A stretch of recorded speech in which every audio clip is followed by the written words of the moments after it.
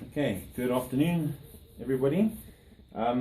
Throughout the last few months, I've been posting more and more videos, and one of the big questions that everybody asks me is, how do I get my handles to fit in this beautifully stacked pattern with the diameter or the radius, instead of normally stacking them flat one on top of each other. This time we've put a curve in it, which is far more attractive. So what I'm going to do today is I'm going to very quickly show you how I do it. So what I've got here are 3 pieces for a knife handle, much same to the one that we've just shown you. Okay, and we're going to stack these 3 together. Now you can see I've cut with a bandsaw them roughly to shape. Obviously this isn't the correct diameter that we want, but we are going to grind them to the correct shape. Now this is a piece of ivory that is on the wall of the ivory. So what we're going to do is, it's already pre-shaped for us, so there's not a hell of a lot of work to do.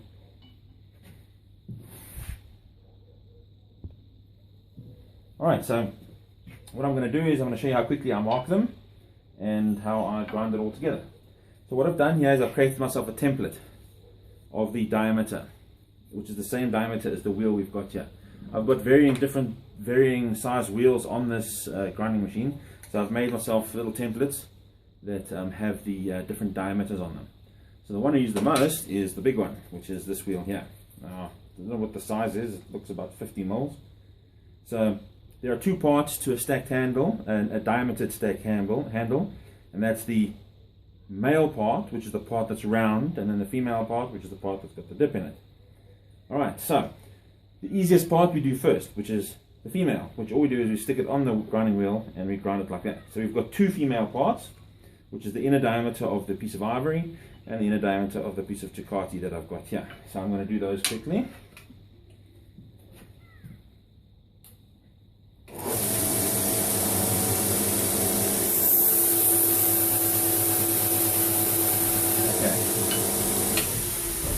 Now, see how it burns there? This is what happens when you use a blunt belt.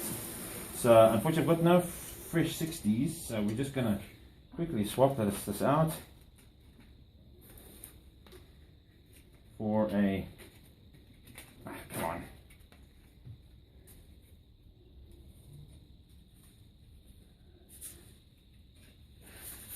What have we got here? It's a 180. But it's a fresh 180, so it should grind quite nicely. Yeah. Now if you don't have this tool, a horizontal grinder, you can do it with, I've seen a table mounted routing tool with a large diameter wheel which has just got sandpaper around it, and you can do the same thing.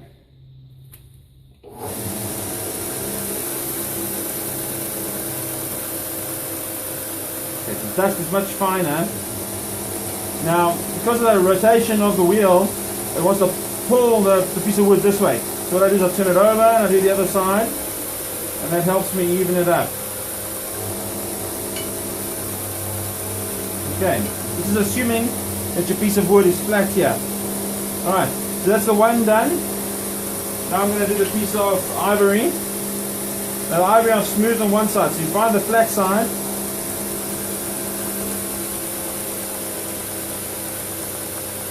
If it's not perfectly flat, the piece is going to bend one way or the other, and it's not going to be, when you fit it to the handle, it's not going to sit straight, it's going to sit at an angle.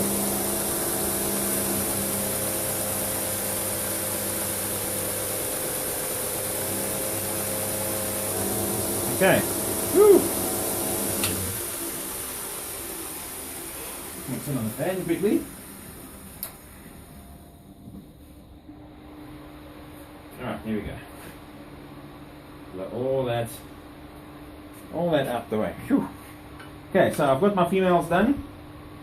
The 2 females are perfectly the same diameter.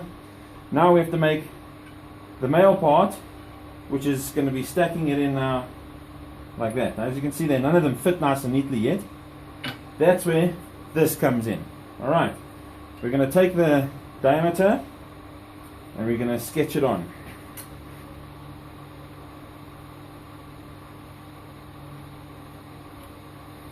There you go, as close as we can. We want to waste as little material as possible. Okay, and then on the piece of ivory,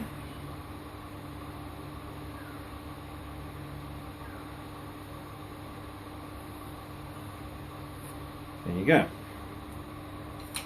Okay, so now we've got the two male portions marked out.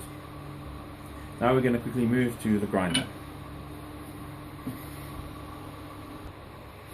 Okay, so I've got my grinder here, set up with a platen, set at 90 degrees, and we are going to start grinding these two pieces to make the male portion of the stack candle.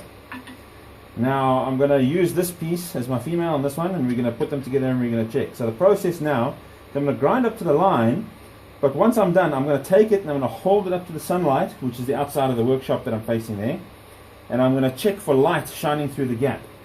So I don't know if you can see there, we're going to check for light shining through the gap here, which is quite big, you can see. And then we're going to keep removing bit by bit by bit until finally no light shines through. So let's get started with that.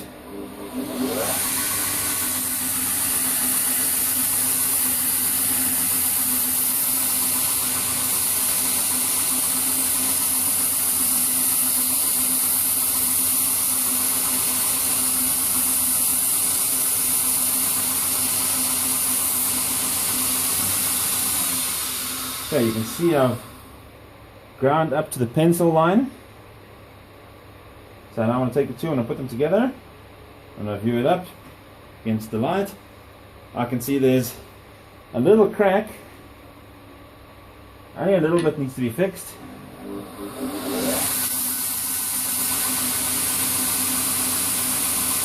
Remember, only a little bit at a time.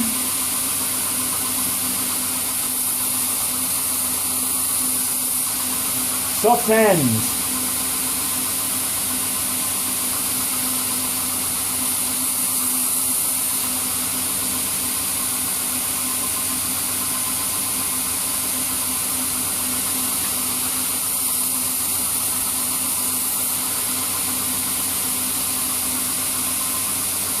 Alright, that's pretty good. Okay, as you can see there, there's a nice tight fit. Also, there is a little margin, little bit of room for a margin of error, because we are going to put shim stock, fiber spacers and brass shim spacers in there. So that takes up a little bit of the slight unevenness that you might have. So just get it as close as you can. It doesn't have to be exact. If you can get it exact, yes, that's obviously much better. But for now, just as close as we can. Now we're going to grind the piece of ivory to match the other piece. And another good tip, okay, is take a pencil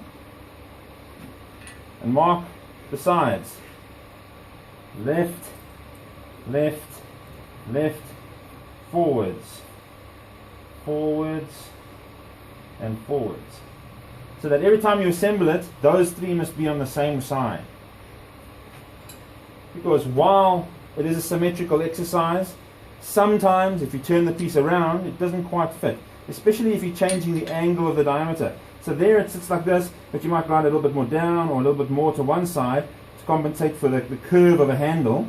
So for instance, like this one is slightly down on that side, so it might sit like that. But if we turn it around, it'll sit like that, which won't work. So we have to be sure and make sure that each fit as we intended. So we've got left, left, left. There you go. Alright, so let's do the piece of ivory.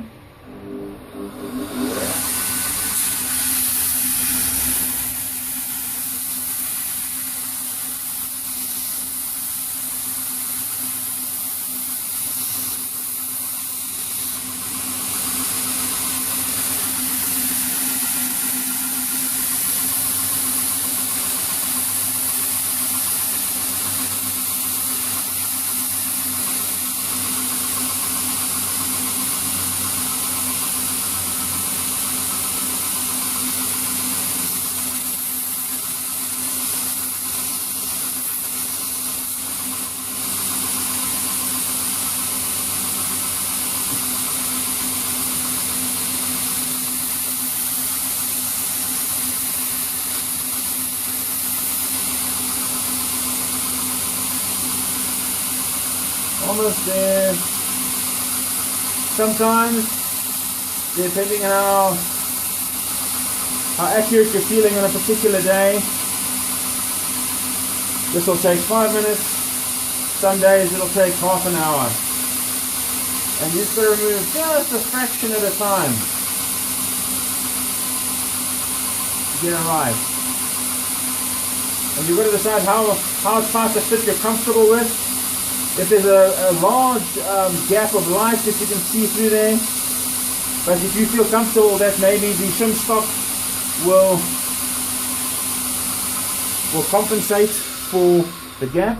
There you go. Nice tight fit. And nice tight fit. But now the way this is looking, I've labeled it the wrong way around. So maybe you shouldn't put the left or right, just an arrow, which one faces forward. Because the way this is looking, looks like that's going to look better like that. Yes, there we go, like that. So I'm going to have to relabel those so that I don't get confused when I glue the handle together.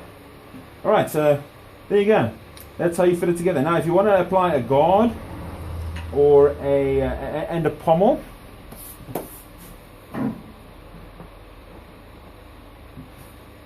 like for instance on this one I've got a guard that I have a piece of bronze that I've used the same technique on, so it fits in the front like that, and I've got a piece of bronze that I've done the same technique on that fits at the back. Now the pommel needn't be very thick at all, because I'm going to use a pommel nut to screw it on, because you can't tap this and screw it, obviously, because it's now got a three-dimensional surface instead of just a flat surface. So there you go. And I'll show you how I cut shim stock in another video. Thank you very much for watching, and please subscribe.